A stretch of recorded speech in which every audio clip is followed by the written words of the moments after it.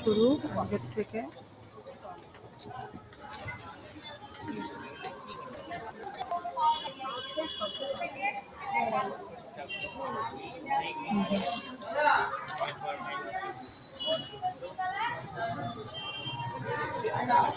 যে ঠাকুর মন্দিরের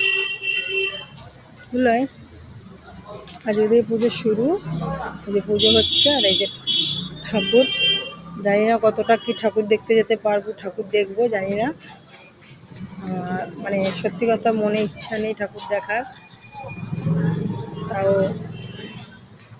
পাড়ার তো, তাই ঠাকুরটা তোমাদের দেখালাম ভালো করে। পুজো আরম্ভ হয়ে গেছে। মনে পুজো, প্রত্যেক বছর পুজো এলেই মনে হয়, আর পুজো মনেও হয় না, ইচ্ছেও করে না ঠাকুর দেখার।